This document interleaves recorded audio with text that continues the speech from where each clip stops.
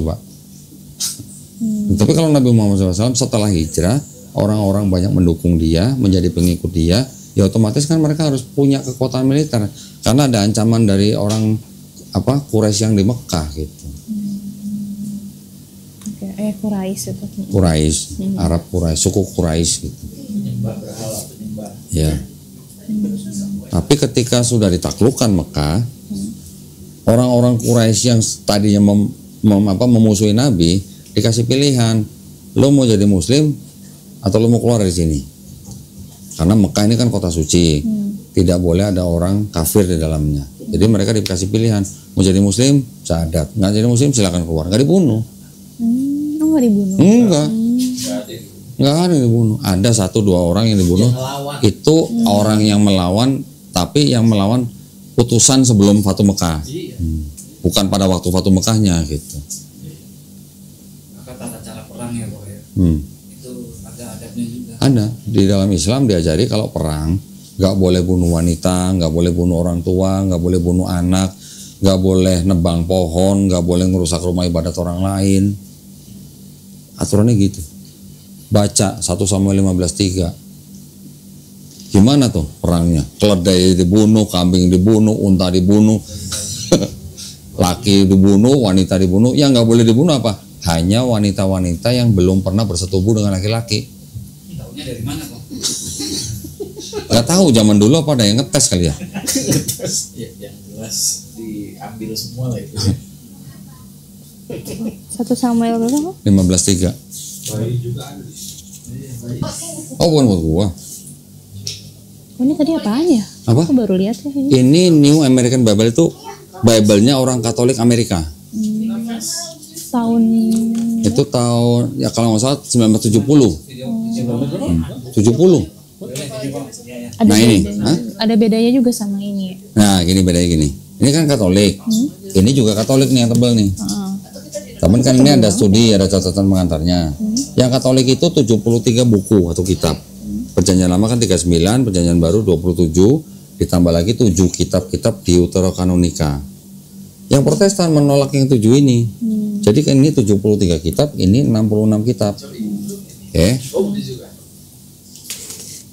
Makanya tebel ya. Ya. Kristen Ortodoks ini isinya 78 kitab. Kristen Ethiopia ini isinya 81 kitab. Nah, jadi kalau dikatakan firman yang menjadi buku, menjadi kitab, berarti urusannya kan belum selesai nih antara Katolik, Protestan, Ortodoks dan Ethiopia. Nah ini yang membedakan Jumlah kitab-kitabnya. Kalau ini ada kitab-kitab kayak gini nih, pernah baca nggak? Nggak ada kan? Nggak pernah baca kan? Nah ini dah gue pengen tahu bedanya. Hah? Ini gue pengen tahu bedanya apa. Nah ini jumlah-jumlah kitab-kitab ini yang tidak ada di dalam apa namanya Protestan. Protestan paling dikit berarti. Protestan paling dikit 66. Sekarang untuk masalah kitabnya kekristenan belum beres, gitu kan? Ada yang 81, ada yang 78, ada yang 66, ada yang 73 untuk kitabnya. Berarti kan belum beres, belum selesai kan? Untuk konsep ketuhanannya ada Trinitarian yang percaya Trinitas, ada Unitarian yang tidak percaya Yesus Tuhan. Yesus hanya ciptaan, dia lebih mulia dari malaikat, tapi dia bukan Tuhan. Kata Unitarian. Ada Kristen Oneness yang bilang bahwa Bapa itu Yesus, Yesus itu Bapa, satu pribadi bukan 3 pribadi. 3 kelompok yang berbeda ini sama-sama dikatakan Kristen, tapi konsep ketuhanannya kan beda-beda. Berarti konsep ketuhanan Kristen kan belum final juga, belum seragam, belum lagi nanti Mormon yang menolak Trinitas juga, Tuhannya 3. Nanti ada lagi yang urusan dengan Triteos, ada juga itu ciptaan baru orang Amerika yang ciptain. Jadi konsep ketuhanan Kristen dengan melihat begini kan belum selesai, ya kan? Kitabnya juga belum selesai, jumlah kitabnya beda-beda. Sebenarnya sih mungkin ini sih ya finalnya, tapi keberagaman kepercayaannya iya memang ya macam-macam. Bukan final ya, yang mungkin yang dibilang paling akhir yang Protestan, karena mereka menganggap kitab-kitab yang ditolak sama mereka itu bukan firman Tuhan atau isinya sejarah gitu. Tapi itu kesimpulan mereka sendiri ya. Iya kan kelompok masing-masing. Kan Bible-nya Kristen itu Itu tinggal tergantung siapa yang mau pakai untuk siapa gitu. Kalau ini gimana? Itu ya. Epic ini. Iya. Tapi saya Queen James ya. Kok pulang? Lu meeting? Kasihan kok. 1:30 buset, gue kira 11:30. Astaga. Saya kok. Silinder kok. Ini kok Queen ya, kok bukan King? Karena itu ya. Ini sebenarnya dari King James Version. Baik, bisa dibaca nih di depannya. Cuman King James itu dari Inggris itu adalah dia seorang bisex. Dia menikah dengan seorang wanita tapi dia juga seorang gay. Nah, sama teman-teman gaynya dia dipanggil Queen James. Si King James. Iya, si King James itu dipanggil Queen James sama teman-teman gaynya. King James itu Inggris ya? Inggris. Jadi kitab ini dibikin apa? Beberapa ayat diedit untuk menghindari misinterpretasi tentang homofobik gitu. Kenapa King James ya kok, sorry? Kenapa King James version? Kenapa diambilnya King James? Karena King James yang memerintahkan penerjemah-penerjemah untuk menerjemahkan dari kitab berbahasa Yunani ke bahasa Inggris. Oke. Yang memerintahkan tuh King James, makanya disebut King James Version. Setelah ada King James Version nanti ada New King James Version. Iya. Atau ada apa ya? Ya, New King James Version itu yang merevisi terjemahannya. Gitu. Yang direvisi ada Terjemahannya aja. terjemahannya aja, tapi nggak yang beda-beda banget isinya. Enggak. Kalau yang membedakan atau yang melakukan atau yang memuat ayat-ayat yang apa dianggap dari naskah-naskah yang paling kuno itu yang ini.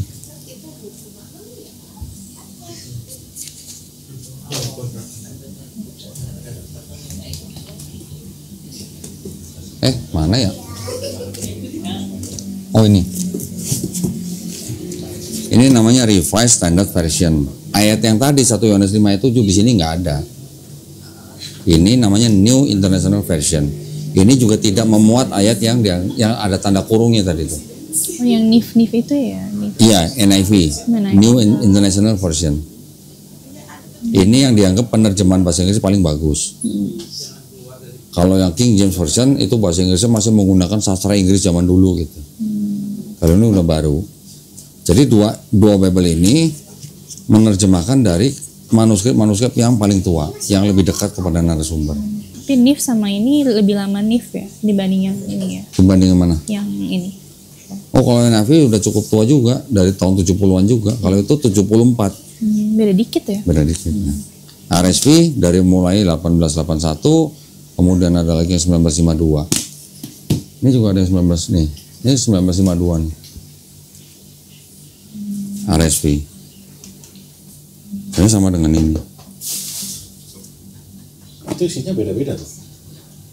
Hampir keseluruhan sama, tapi mereka tidak mau memuat ayat-ayat yang dianggap palsu gitu. Yang ini. Yang ini, sama yang ini juga. Jadi 1 Yohanes 5 ayat 7 tadi tuh di sini nggak ada.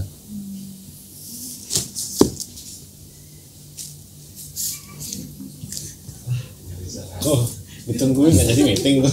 Tahu nih jadi meeting nggak nih? Ayo dong, sebentar aja. Enggak, sekarang Intan gimana? Closing lah. Mau closingnya mau bagaimana? Mau pikir-pikir dulu atau mau memutuskan masuk Islam? Belum. Tapi Silakan. apa ya? Mungkin sisi open minded aku lebih kayak accepted dulu. Oke. Nggak apa-apa. Ya. Nanti gitu. Silakan Nanti deh. kalau misalnya aku pasti ada pertanyaan aku Boleh. chat kode. Boleh. Langsung sini juga boleh. Jadi maksudnya mau rawat jalan gitu ya? Rawat jalan. Oh, no, ya rawat jalan. Ada yang begitu. Saya Cowok datang sini ngobrol 2-3 jam. Ya udah, dia mau pikir-pikir dulu ketemu rawat jalan gitu. 2 minggu datang lagi sadat sini. Ada yang begitu. Ada yang 2 minggu, ada yang 2 bulan. Iya, komunikasi terus. Iya. Ada yang 2 minggu, ada yang 2 bulan, ada yang 2 hari, ada yang 2 hari.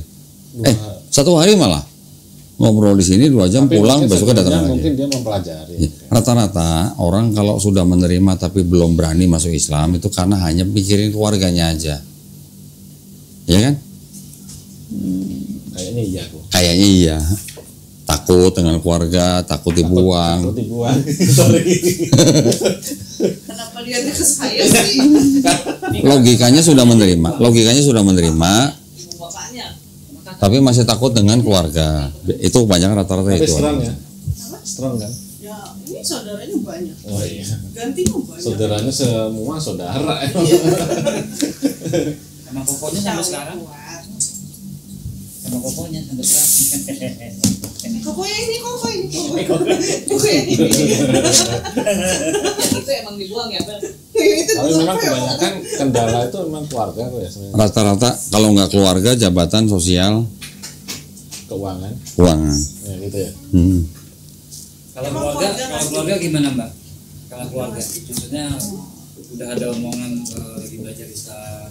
Dikit Anggapannya iya. cerita aja soal Oh, ini. cerita doang. Belum berkeluarga. Tapi mayoritas Kristen sih, dia. Nggak ada Muslim. Apa juga yang pertama? Nah kalau Kodoli kan bapaknya kan udah masuk Islam kan. Kalau dia kayaknya dominan Kristen, nggak ada Islam. Siapa? Keluarga dia nggak ada yang masuk Islam. Oh, ya nggak apa-apa. Kenapa emang? Jadi yang pertama, ya aku. Ini jadi yang pertama. Yang jelas, negara Republik Indonesia menjamin hak secara penuh kepada setiap warga negara untuk memilih dan menjalankan agama dan kepercayaan masing-masing. Jadi orang tua pun tidak bisa melarang anak untuk memilih agama tertentu gitu. Siapapun. Undang-Undang Dasar 1945 Pasal 29 Ayat 2. Orang tua nggak bisa ngelarang anak untuk memilih agama yang diakui di Indonesia, nggak boleh. Kalau dia sampai melarang, terus kemudian disekap, dikurung dan semacam, itu anak bisa lapor polisi, bisa ditangkap itu orang tuanya. Ada yang dipasung. Ada gitu, sampai begitu ada. Iya. Kalau misalnya diusir apa segala macam, kita sediain penampungan. Orang udah besar ngapain penampungan kok. Nah iya makanya, setelah apalagi udah mandiri. Gitu. Kecuali masih kuliah. Gitu. Nah, kalau yang kemarin dikurung itu masih kuliah. Tapi BBM. Akhirnya dibebasin dan diusir. ya udah nggak mau tahu orang tuanya. Tapi dibebasin. Dibebasin. Jadi akhirnya diambil sama Molat Center Yogyakarta. Dibina di sana berarti. Oke, si Mbak ini full time di sini. Oh full time dia. Full time. Dia manajer pribadi saya dia. Oh, Asik. tadi manggil kita ke bawah siapa? Tadi yang ke bawah. Iya. Oh, udah pulang. Oh Suci. Jadi kalau untuk urusan konsultasi seperti ini janjian sama Suci. Tapi kalau mengundang kajian janjiannya sama dia gitu. Negonya sama dia gitu maksudnya. Kadang kan dia Cina gitu kan. Oh iya. Nggak tahu bahasa Inggris gitu kan. Cina itu nggak sadar. Cina lu gitu. Nah kalau di Islam tuh gini Intan. Di Islam nih ya. Kita tahu bahwa setiap manusia yang lahir itu kan nggak bisa milih jadi orang apa. Bisa kan milih jadi orang Cina? Nggak bisa. Kenapa? Karena itu adalah takdir yang sudah ditetapkan untuk Intan. Ya kan? Setiap manusia yang lahir juga dia sebenarnya fitrahnya Muslim. Muslim artinya orang yang berserah diri hanya kepada satu pencipta. Ketika dia sampai nanti masuk Islam, ya dia kan bisa dikafirkan sama orang tua, bisa jadi Kristen, Yahudi atau Majusi kan sama orang tuanya. Tapi ketika dia besar, tahu Islam, menerima Islam, masuk Islam, dia sebenarnya kembali ke fitrahnya. Ya pernah denger sih. Ya. Iya. Kalau hanya masalah ketakutan karena keluarga nanti saya begini-begini, itu sebenarnya ya kebanyakan sih memang begitu ya. Tetapi harusnya bisa mengatasi gitu. Jangan takut apa yang belum terjadi gitu. Tidak semua apa yang ditakutkan terjadi. Tidak semua. Ada yang terjadi tapi juga banyak yang tidak terjadi. Ya, udah ada garisnya. Rata-rata takutnya sebentar. Iya cuma sebentar. Dan orang tua biasanya responnya ya wajar lah ya kalau anak beragama dengan agama yang beda dengan orang tua, mereka marah wajar. Sering orang tua ngomong begini, kamu udah dilahirin, udah digedein, udah disekolahin, giliran udah gede bisa nyari duit sendiri, meninggalkan agama orang tua. Itu tidak tepat. Gak ada agama orang tua. Agama yang diakui nama negara gitu. Kalau berbeda dengan agama yang dianut orang tua, iya nggak apa-apa. Tapi kan bukan berarti harus berpisah, harus bermusuhan, kan enggak. Kan setiap agamanya kan mengajarkan kebaikan. Bahkan kalau balik ke Bible lagi, kan kasihilah musuhmu. Ya kan? Kalau tampar pipi kanan kasih pipi kiri, pernah nggak? Cobain nggak? Mau cobain nggak? Gitu. sering nyobain guys. Belum pernah sih coba. Saya waktu itu nawarin, banyak orang yang datang sini, orang Kristen, anak muda, saya kasih ayat itu, ada nggak di Bible kamu? Ada. Mau cobain nggak? Saya bilang. Saya tangan saya udah begini, enak aja gitu. Sebenarnya minum racun kok. Pembuktian minum racun. Kalau minum racun itu, saya selalu bilang, jangan ngikutin ayat itu karena itu ayat palsu. Tadi kan udah baca sendiri ada tanda kurungnya kan? Berarti itu ayat tidak otentik. Minum racun itu. Iya, Markus 16 ayat 18. Yang tadi ada dalam kurung di antara ayat 9 sampai 20. Itu kan ayat dianggap ayat sisipan. Jadi saya bilang sama lawan debat saya, Pak, jangan minum racun gara-gara ayat ini, saya bilang gitu. Kenapa? Karena ayat ini tidak asli, saya bilang gitu.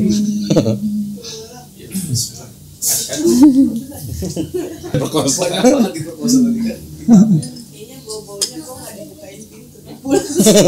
Ya udah tidur di mobil sih. Asyhadu. Fitrah Fest. Kita mau bikin Fitrah Festival. Event yang mengajak orang untuk kembali ke fitrah manusia. Fitrah manusia adalah muslim.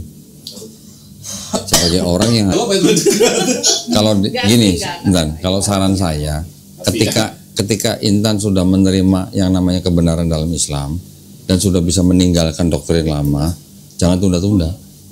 Karena kita tidak pernah tahu hidup sampai kapan. Ya kan? Ketika hidup tidak mengucapkan la ilaha illallah, tidak menyembah Tuhan yang satu, rugi gitu. Rugi besar gitu maksud saya. Banyak orang yang sudah sampai sana menyesal, pengen balik lagi tapi nggak bisa gitu. Sampai sana. Sampai akhirat maksudnya, yang sudah meninggal maksudnya. Mereka tahu gitu dan mereka tidak istilahnya menerima kebenaran Islam, rugi kan? Mereka pengen balik ke dunia, hidup lagi jadi muslim, tapi kan udah nggak bisa kalau udah ke sana. Tapi yang kesaksian orang Kristen yang dibawa ke surga neraka itu gimana?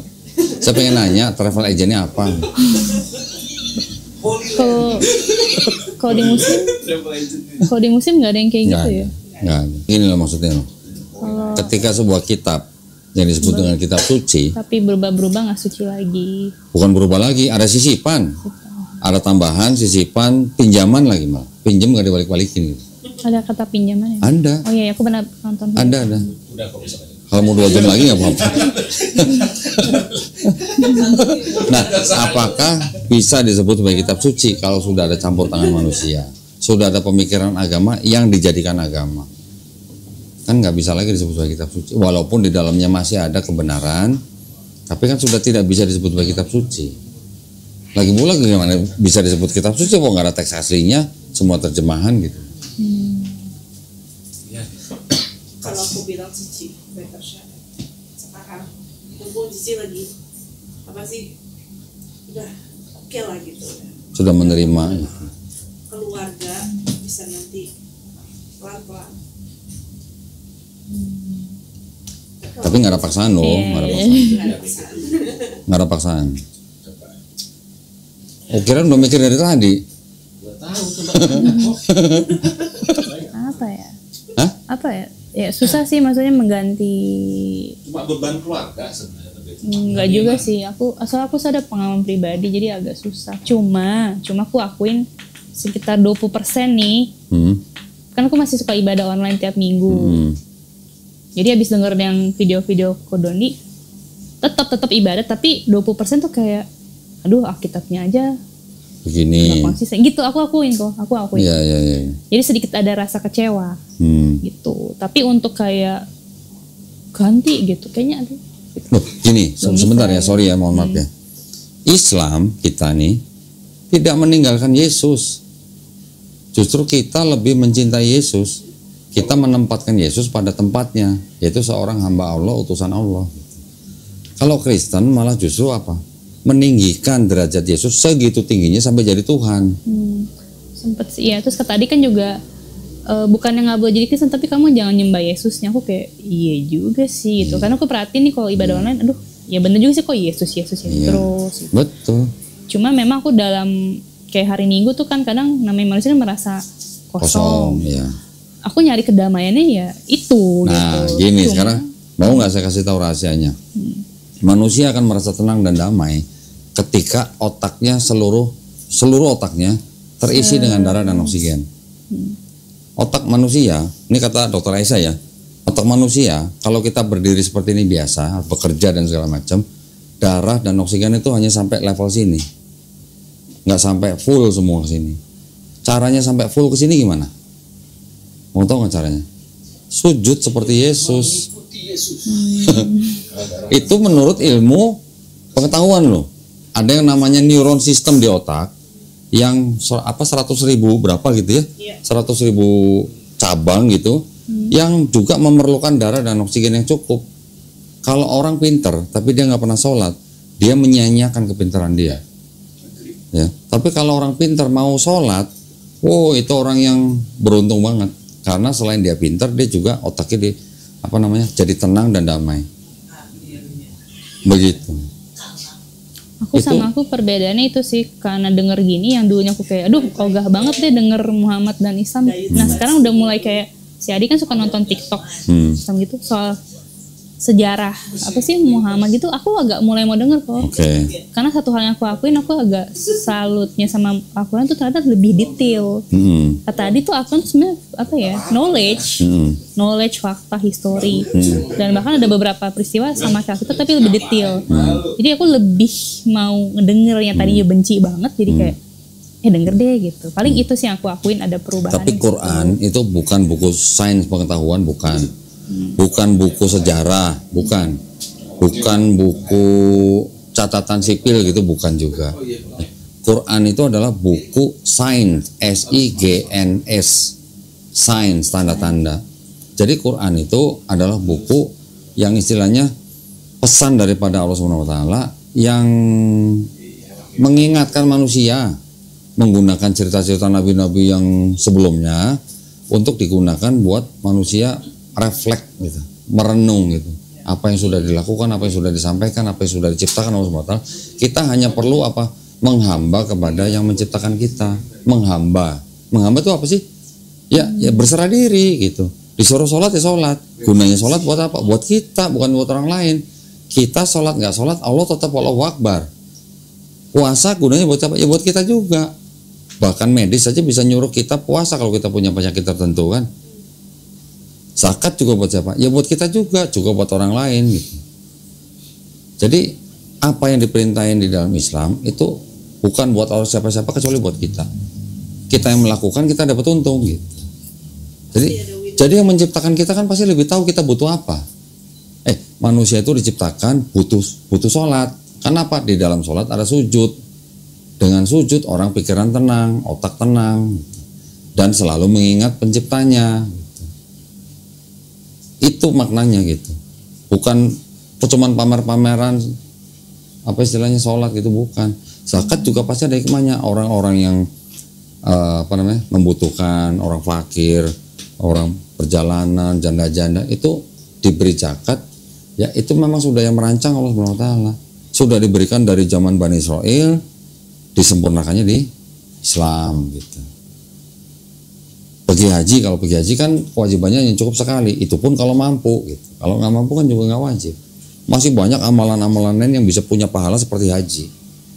Gini Ci, pikirannya gini aja, Cici bilang 1 minggu sekali itu Cici merasa jadi keisi lagi, enak lagi.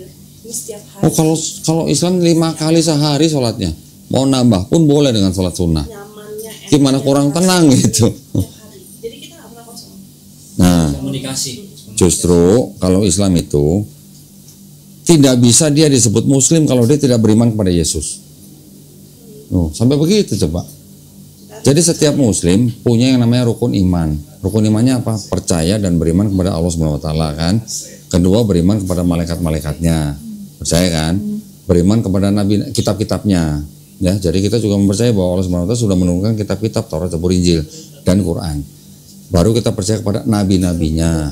Kita juga percaya kepada hari akhir atau kiamat nanti. Percaya kan? Kristen pasti percaya gitu. Yang terakhir kita percaya pada qada dan qadar, takdir tadi itu. Ada takdir yang mutlak, ada takdir yang bisa diusahakan. Mau pintar, belajar gitu. Mau sukses, kerja keras. Tapi kan kita nggak bisa milih mau lahir jadi orang negro atau mau jadi orang Amerika, kita nggak bisa milih. Yang ada manusia diciptakan secara bersuku atau beras-ras itu untuk apa? Untuk saling mengenal dan berkasih sayang.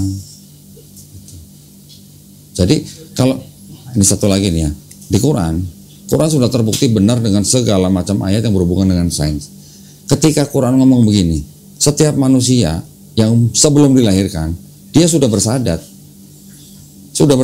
bahwa mereka bersaksi bahwa Tuhan mereka adalah Allah Subhanahu wa taala sebelum jadi manusia, roh dan jiwanya. Ketika sudah jadi manusia, dia udah dilupakan. Kalau dia lahir di keluarga muslim, ya dia jadi muslim terus, dia bersahadat terus. Tapi ketika orang tuanya kafir, dia dikafirkan, dia udah lupa. Semua manusia udah lupa bahwa dia dulu pernah syahadat gitu. Ketika dia dikafirkan, ketika dia bersahadat masuk Islam, ya itu sebenarnya orang itu bersahadat ulang sebenarnya. Mensahadatkan ulang apa yang dulu kita pernah syahadat di alam ruh gitu namanya. Esensinya itu kan begitu. Kita nanti jadi tahu kita berasal dari mana, kita di dunia sekarang suruh ngapain, dan kita akan pulang kemana. Quran tuh ini cuma begitu doang. Bukti bahwa yang menciptakan manusia adalah Allah adalah Quran. Di Quran dijelasin semua manusia tercipta dari apa dan segala macam dengan segala sifatnya. Di situ. Nanti bisa belajar pelan-pelan. Sarannya Melisa tadi kalau mau sadar dulu, benar kenapa?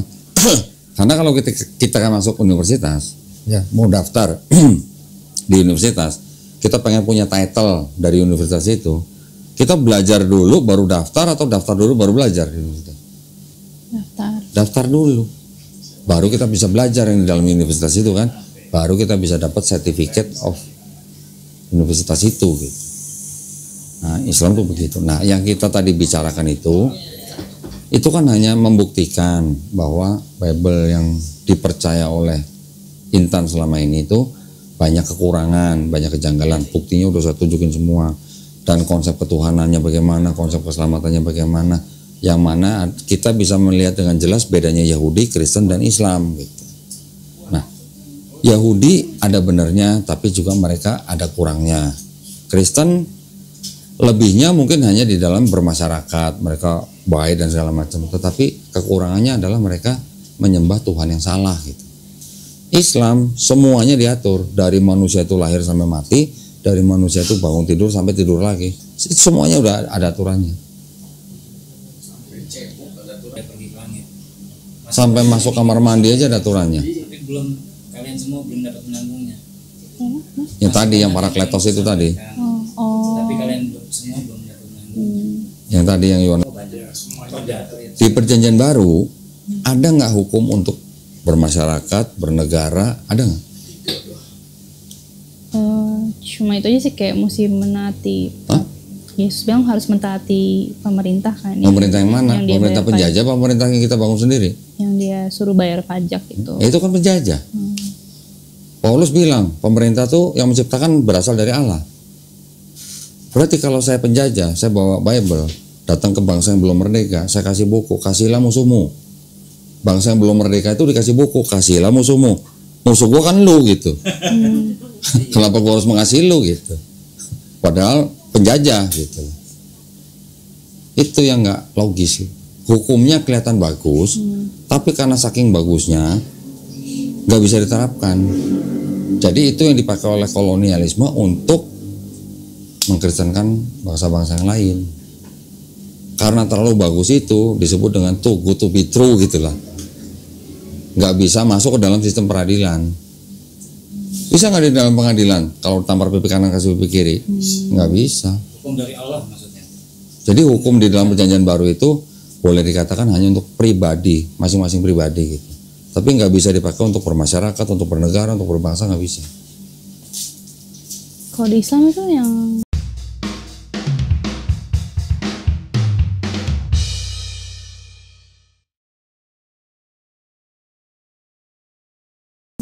mata ganti mata itu ya.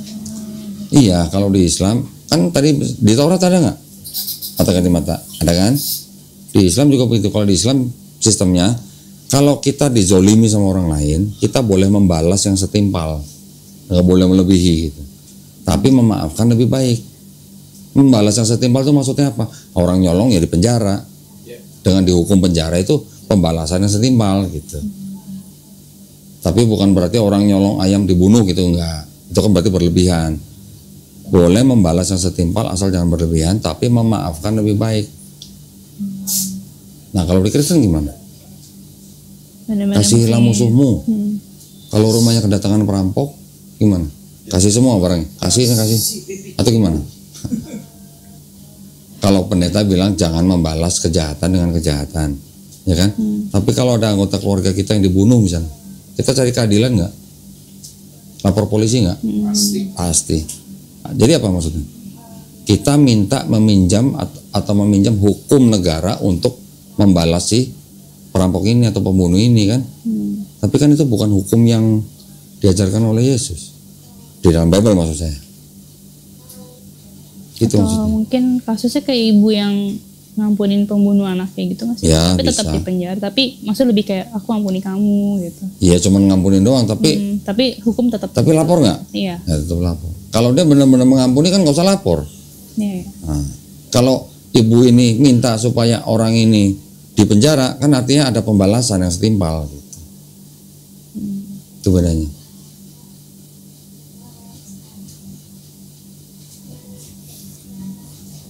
Masalah orang mau masuk Islam itu sebenarnya keputusan ada di diri sendiri. Dia tidak perlu minta izin siapa-siapa, termasuk ke orang tuanya.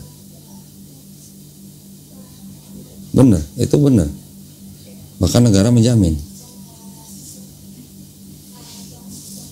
Yang penting pada saat dia masuk Islam dia meyakini bahwa Tuhan itu Maha Esa dan Nabi Muhammad SAW adalah utusannya. Udah selesai, jadi Muslim dan tidak menyembah apa-apa selain kepada Allah SWT. Kita tidak menyembah Nabi, kita tidak menyembah barang, kita tidak menyembah makhluk, kita hanya menyembah Allah SWT. Kalaupun kita bersujud menghadap kiblat, menghadap Ka'bah, itu hanya arah persatuan gitu, supaya nggak mencong-mencong gitu. Tapi bukan menyembah Ka'bahnya, tapi menyembah pemilik Ka'bah itu. Kita ngikutin Yesus kok. Biasanya orang Kristen sulit melepaskan doktrin Yesus itu adalah Tuhan karena dari kecil sudah didoktrin. Doktrin itu adalah sesuatu yang diomongin terus sampai masuk ke dalam alam bawah sadar sehingga dia merasa itu kebenaran gitu. Jadi entah itu benar atau salah, pokoknya masuk ke alam bawah sadar jadi kebenaran. Seperti orang Jerman dulu pada waktu Perang Dunia. Setiap hari di jalan kedengeran orang Jerman itu bangsa Arya, bangsa yang lebih unggul dari bangsa lain gitu. Makanya mereka sudah terdoktrin gitu. Nah, maksud saya Islam itu seperti ini. Mana tadi air gua? Nah nih. Islam itu seperti ini. Ini air putih apa air bening nih? Bening. Bening. Kok kita bilangnya air putih ya? Ada salah pemahaman. Kalau ini saya kasih teh, kan yang tadinya bening jadi berupa coklat. Ya kan? Ya. Teh nih. Bisa nggak setiap orang minum teh?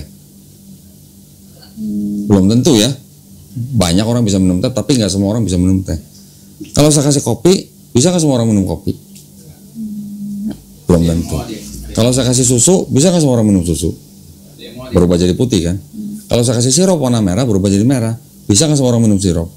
Belum tentu juga. Orang diabetes pasti takut minum sirupnya. Tapi kalau saya nggak kasih apa-apa, warna bening begini, ini bisa nggak semua orang minum air bening? Bisa. Harus minum malah. Kalau nggak minum mati kan? Ya. Inilah gambaran Islam. Belum ada pemikiran manusia yang masuk ke dalam Islam. Karena Islam ini benar-benar diturunkan yang menciptakan manusia gitu. Tidak ada pengaruh. Misalnya contoh kalau Yahudi misalnya, Yahudi memang mereka dikatakan menerima Taurat. Tapi kan mereka punya sifat yang eksklusif. Ya, orang di luar Yahudi itu goyim, ibaratnya lebih rendah daripada mereka. Hindu juga begitu. Hindu ada kasta-kasta kan. Buddha itu sebenarnya agama yang hanya mengedepankan filosofis seperti Shinto gitu lah. Konghucu dewa-dewa juga. Islam nggak ada yang namanya dewa-dewa. Islam itu hanya menyembah yang mencipta satu-satunya. Satu Tuhan. Satu-satunya agama yang Tuhannya nggak kelihatan ya. Tapi herannya kitabnya bisa dihafal sama anak kecil. Kok bisa gitu? Bible bisa dihafal nggak? Nggak usah seluruh Bible lah, perjanjian baru aja lah. Nggak ada. Satu halaman aja nggak ada yang bisa. Karena ini buatan manusia. Ya, pengikut-pengikut Nabi kan memang masih menerima pesan-pesan lah. Pesan-pesan itu dibawa ke generasi-generasi berikutnya. Sebagian masih masuk sini, masih ada pesan di sini, la ilaha illallah. Tapi kan sudah dimasukin dengan ajaran-ajaran lain, ajaran pagan, ajaran Helenisme gitu. Kalau Al-Quran itu yang nulis Muhammad. Penulisnya adalah sahabat-sahabat Nabi. Tapi yang ngarang siapa? Kan ada pengarang, ada penulis kan. Yang nulis adalah sahabat-sahabat Nabi, yang mengarang adalah Allah Subhanahu wa taala. Itu adalah murni firman Allah yang diturunkan kepada Nabi Muhammad SAW melalui malaikat Jibril alaihissalam, dibacakan oleh Nabi di depan sahabat-sahabatnya, kemudian sahabat di kertas, di tulang, di daun gitu. Setelah menulis kan mereka baca, benar nggak bacanya? Kalau benar bacanya disimpan. Begitu seterusnya selama 23 tahun, ketika Nabi sudah meninggal, baru tulisan-tulisan itu dikumpulkan, dicek bacaannya. Yang ngecek hafal Quran, yang ngecek. Karena Quran diturunkan dalam tradisi lisan. Kalau Bible diturunkan dalam tradisi tulisan. Ketika sudah dijadikan satu mushaf atau kitab gitu, itu sudah hasil pengecekan oleh tim. Satu tim yang semuanya hafal Quran. Jadi ketika ada yang ngucapin satu suku kata salah beda gitu, udah ditolak. Itu. Jadi nggak ada istilahnya perkataan manusia di dalam Quran. Aku mau nanya itu yang Ka'bah. Ka'bah itu kan ada kayak jendela buat ngeliat ke dalamnya. Nggak ada setahu saya. Kayak yang ngintip itu tuh. Oh itu namanya. Batu dari surga itu. Tapi yang agak begini itu Lengkung. dibikin. Di surga. Jadi kita cium, dah. Kalau yang warna silver itu hanya frame-nya saja. Allah Rabbul Alamin. Di Quran nggak ada istilah bapak dan anak ya, nggak ada. Ini kan karena artinya bapak, Iya. artinya bapak. Sebutan bapak dan anak itu pengaruh juga dari paganisme dan Helenisme. Hercules menyebut. Once more. Yang barusan kepikir yang si frame silvernya itu. Kenapa?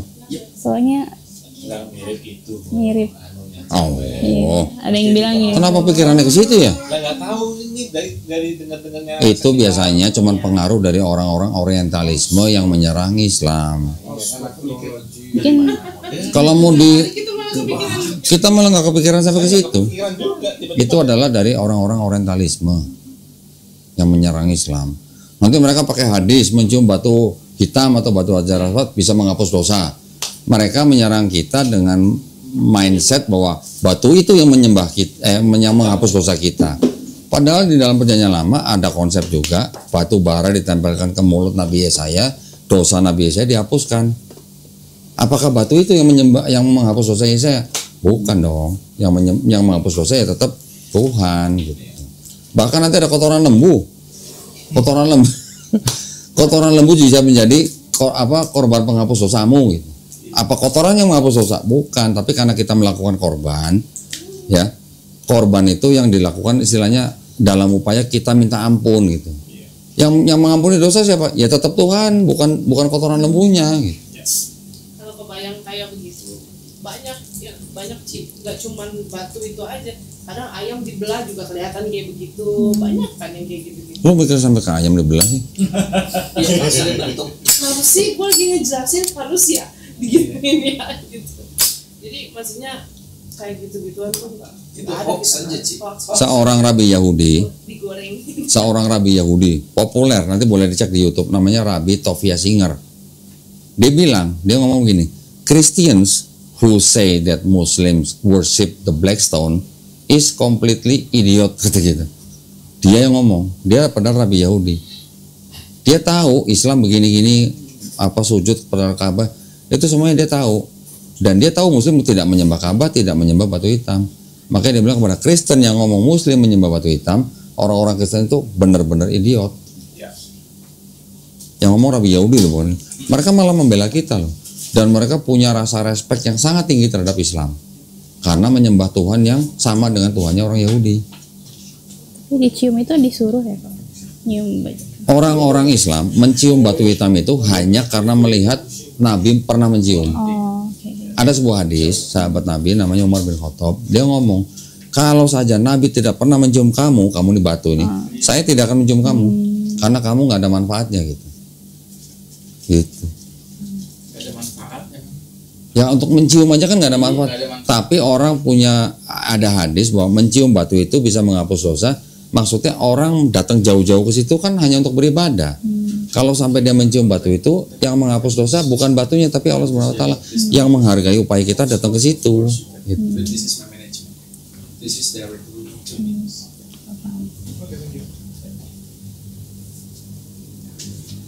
Udah, duduk sini. Bismillah. Nggak ada paksaan Ci, kita nggak paksa di sini. Kalau ada yang kurang jelas, pilihan semua kembali ke Intan. Manusia dikasih free will untuk bisa memilih. Ya. Tetapi Quran sudah sangat jelas dan tidak ada paksaan di Quran. Silakan mau menyembah pohon, mau menyembah apa saja silakan, tapi udah dikasih tahu gitu. Dan Quran bisa membuktikan bahwa Quran itu murni firman Allah.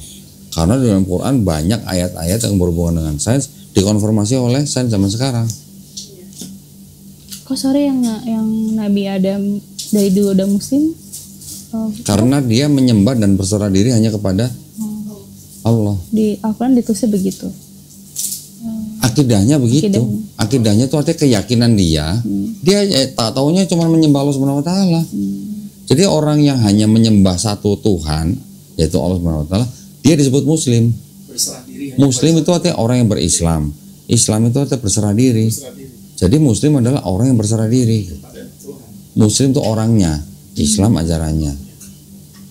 Yesus muslim nggak? Secara akidah dia muslim. Karena dia hanya berserah diri menyerahkan urusannya kepada Allah Subhanahu wa taala. Di Bible kan ada juga, jikalau bisa lalukanlah cawan ini daripadaku. Berarti kan dia lagi nego. Kalau bisa jangan disalib dong gitu. Tetapi bukan kehendakku yang terjadi, tapi kehendakmu lah yang terjadi. Berarti kan dia menyerahkan urusan itu kepada Bapa. Berarti dia muslim secara akidah. Abraham muslim nggak? Muslim karena dia hanya menyembah satu Tuhan. Bahkan Nabi Yahudi itu ngomong apa? Kalau saja Abraham masih hidup dan dia tahu ada Trinitas, dia bakal nangis guling-guling di lantai. Sampai begitu. Karena dari zaman dulu di perjanjian lama nggak ada cerita Tuhan bisa jadi manusia dan punya 3 pribadi. Itu semua adalah ajaran orang-orang kafir sebelumnya, yaitu orang-orang pagan dan Helenisme. Di Quran disebutin, di Quran surat At-Taubah ayat 30. Kaum Yahudi menyebut Uzair putra Allah. Ini kaum Yahudi ya, tapi tidak semua orang Yahudi ya. Kaum Nasrani menyebut Isa putra Allah. Mereka mengatakan itu karena mereka mengikuti perkataan orang-orang kafir sebelumnya. Siapa orang-orang kafir sebelumnya? Yaitu yang tadi saya ceritain, yang Sumeria, Babylon dan sebagainya. Meneruskan agama-agama misteri sebelumnya. Sorry, At-Taubah 30.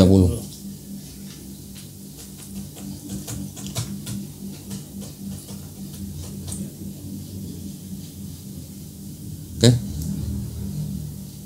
Di accept dulu aja. Hah? Ya, silakan. Direnungkan. Benar? Al-Masih putra. Iya. Berarti kan Isa. Iya. Ya. Uzair itu apa sih? Uzair itu Ezra.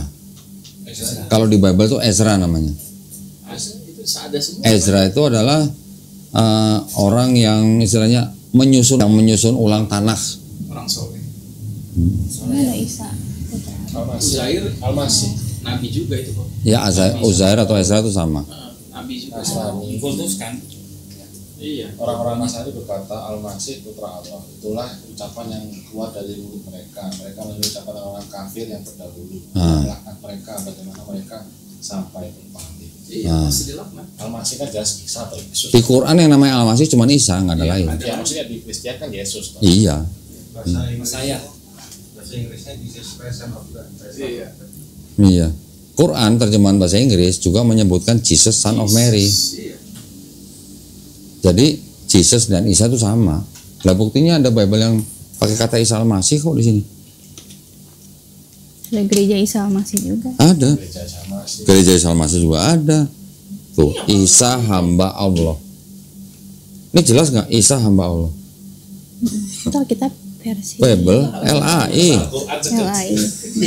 Tulisannya pakai gitu. Isa hamba Allah. Tulisannya begitu.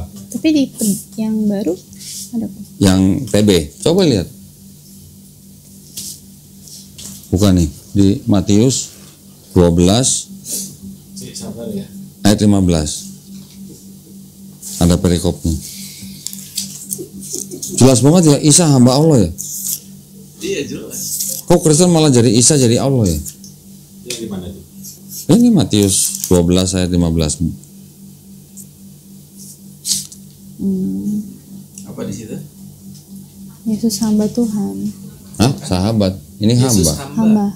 juga. Hamba juga, hamba Tuhan. Oh. Dari mana Tuhannya kan hamba Tuhan. Iya. Udah selesai. Yesus hambanya Tuhan. Hmm. Ya kan? Hmm. Bukan Yesus. Bisa nggak Tuhan menjadi hamba? Tuhan. Tuhan. Bisa nggak menjadi hamba? Bisa. Bisa. Menyaru gitu. Oke. Sekarang saya mau tanya sama Intan nih. Tuhan itu punya sifat kan? Sifatnya apa? Maha baik, maha benar, maha mengetahui. Betul kan? Manusia maha mengetahui, maha baik, maha benar nggak? Enggak. Bisa nggak pada saat yang sama Tuhan yang maha baik, maha benar, maha mengetahui ini menjadi makhluk yang tidak mengetahui, tidak maha benar, tidak maha baik pada saat yang sama? Bisa nggak? Karena setengah manusia itu. Iya, tapi bisa nggak entitas yang maha baik, maha benar, maha mengetahui ini menjadi makhluk yang tidak mengetahui, tidak maha baik, tidak maha benar, tidak maha suci gitu. Bisa nggak? Orang Kristen kan bilangnya begini, karena Tuhan itu maha kuasa, maka dia punya kuasa untuk jadi apa aja, termasuk jadi manusia. Kristen kamu ngomongnya gitu, ya kan? Tapi kalau mau pakai standar itu, saya tanya, bisa nggak Tuhan itu jadi iblis? Mikir kan? Enggak. Nggak bisa. Nggak bisa. Terus kalau nggak bisa jadi iblis, bagaimana ceritanya Tuhan juga bisa jadi manusia? Saya pakai istilah iblis atau kata iblis untuk menegaskan bahwa iblis itu tidak punya sifat baik, tidak punya sifat benar, tidak punya sifat maha mengetahui gitu. Pada saat yang sama Tuhan ini tidak bisa menjadi sesuatu yang paradoks dengan sifatnya gitu. Jadi perlawanan. iya, istilahnya ya berlawanan lah. Kalau Tuhan bisa jadi manusia, sama saja kita ngomong bola itu kotak banget ya gitu. Padahal bola kan pasti bulat, tapi kita ngomong kotak, itu namanya paradoks. Jadi Tuhan yang Maha Esa, Tuhan yang Maha Baik, Maha Benar, Maha Mengetahui ini pada saat yang sama dia tidak bisa menjadi yang tidak maha semua. Sama aja seperti begini. Bisa nggak pada saat yang sama Intan yang pintar juga menjadi Intan yang bodoh? Nggak bisa. Bisa nggak? Bisa. Tapi Yesus manusia yang berbeda sih. Hah? Dia bukan manusia biasa kan? Ya manusia yang maha mengetahui juga sih. Yesus kan juga lapar. Yesus makan. Yesus menangis. Kalau makan perlu ke WC nggak? Kalau ke WC apa itu sifat Tuhan? Tubuhnya Yesus ilahi nggak menurut Intan? Tubuhnya ilahi nggak? Jangan salah. Ingat, kita harus ingat nih, di Kalsedon 451 gereja mengatakan Yesus sepenuhnya manusia, sepenuhnya Tuhan. Nah, pada saat Yesus disalib, tubuhnya kan mati. Pada saat dia mati, itu dia sudah berkontradiksi dengan ayat Bible sendiri. 1 Timotius 6:16. Coba buka. 1 Timotius 6:16. Nah, ini perkataan Paulus nih. Jadi Paulus juga tahu gitu bahwa Bapa itu nggak mungkin jadi manusia gitu. Cuman gereja memodifikasi ajaran Paulus yang tadinya Paulus menganggap satu-satunya Allah itu hanya Bapa, Yesus dinaikkan oleh bapak-bapak gereja menjadi Allah juga gitu. Terjemahan Paulus itu, tulisan Paulus itu banyak yang terjemahannya diplesetkan sama gereja. Nanti saya bisa buktikan di pelajaran saya. Berarti yang melesetkan nggak 100% Paulus ya? Iya, memang. Saya bilang Paulus tidak 100% salah. Dia membuat kesalahan ketika dia mengajarkan sesuatu yang tidak diajarkan oleh Yesus. Tapi audiens dia kan bukan orang Yahudi. 1 Timotius 6:16 bilangnya apa? Dia adalah Satu-satunya yang tidak takluk kepada maut. tidak takluk terhadap maut. Yesus pernah takluk nggak sama maut? Pernah nggak takluk pada maut Yesusnya? Walaupun dia bangkit lagi, tapi kan dia pernah mati. Mati itu artinya apa? Rohnya kan lepas dari badannya. Nah, sepersekian detik aja dia mati, berarti dia sudah bukan Tuhan, karena 1 Timotius 6:16 apa? Tuhan itu tidak takluk terhadap maut. Tidak akan mati. Ketika dia mati, kalau dia satu-satunya Tuhan, yang ngatur dunia ini siapa gitu? Chaos semua. Selama 3 hari nunggu dia bangkit. Selama 3 hari loh. Di apa namanya ya? Apostle Creed kalau nggak salah ya, pernyataan para rasul. Yesus itu pernah turun ke dunia orang mati dan pada hari ketiga dia bangkit. Iya. Ya kan? Itu nggak ada bedanya sama cerita Dewi Inanna di Dewi Inanna tuh di Babilonia. Kalau nggak salah ya. antara Babylon atau Persia, saya lupa lah. Dewi Inanna abandoned from heaven and descended into the dead world, gitu kan. And on the third day she arose. Apa bedanya sama Yesus? Konsepnya mirip. Gimana kok Babylon? Iya, sebentar. Nih kalau takut salah nih ya. Apa sih? Jangan-jangan itu benda Sumeria, sorry. Dewi Inanna itu di Sumeria. Nah, sekarang saya mau kasih buku ini juga nih. Referensi banyak. Ya udah pulang lah. Masih putaran itu. Referensi gimana? video call. Ya.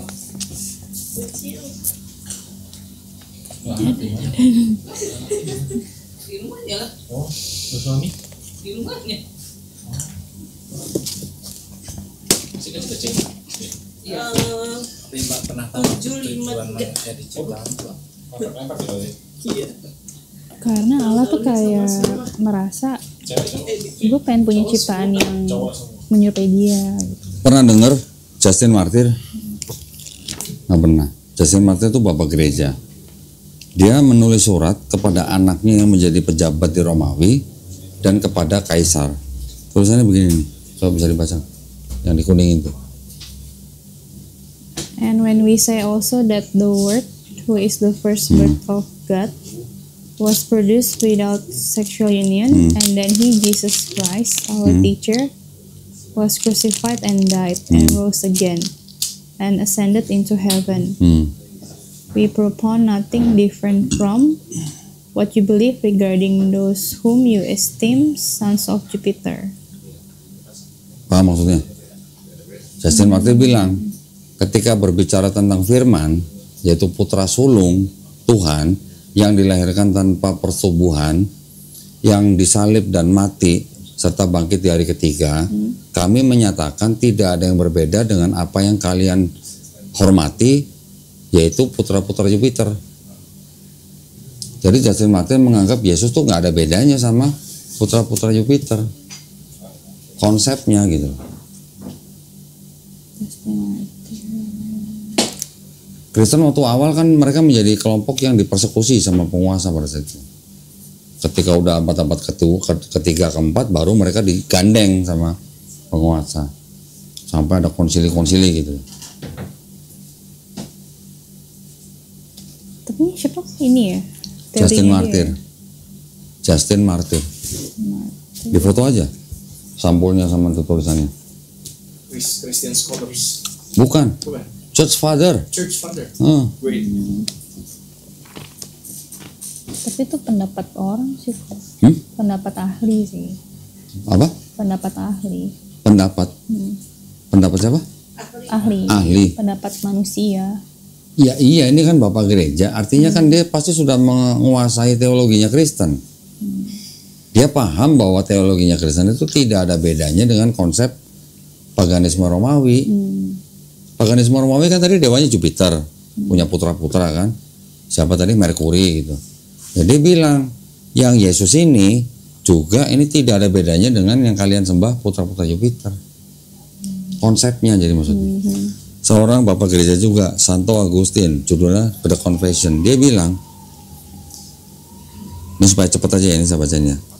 Di sini dia bilang apa?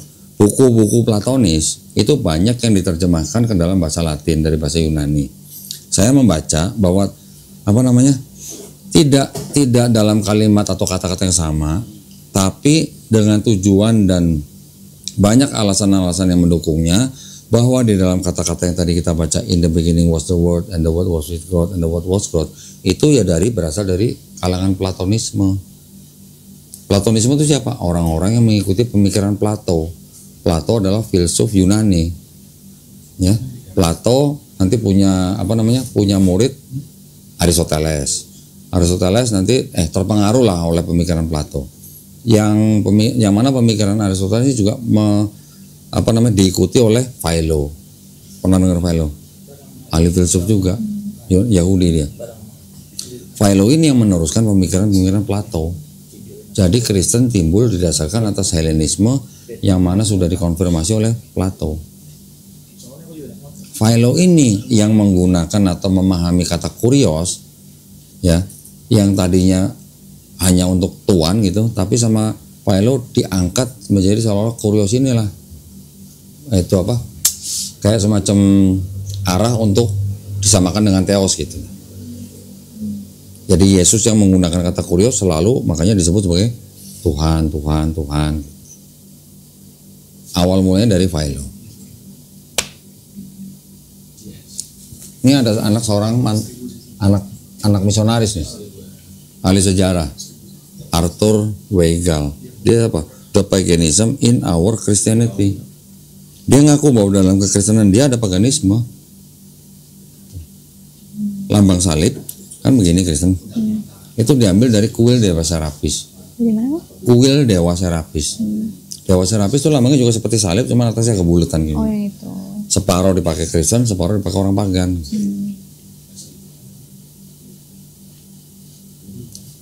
Boleh dipelajari nanti semuanya ada itu. Tapi salib kan karena dari kayu salib itu. Iya. Berarti pas Yesus disalib, oh masih pagan, masih ada aroma pagan, makanya salib. Iya. Oke. Kan sebelum Yesus sudah ada 16 tokoh yang disalib tadi. Itu kok bisa Google nggak sih kok? Bisa, ya? cari Oh, aja. Tadi itu ya. Oke. Foto aja bukunya. Udah tadi. Udah. Kayaknya udah. Cari aja bukunya.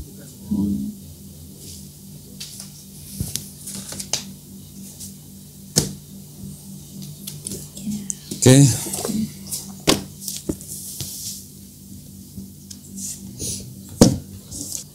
Nah, Thank you, Ci. Ya. kasih foto dulu yuk. Foto dulu yuk. Iya, foto dulu. Sini, Mas Adi.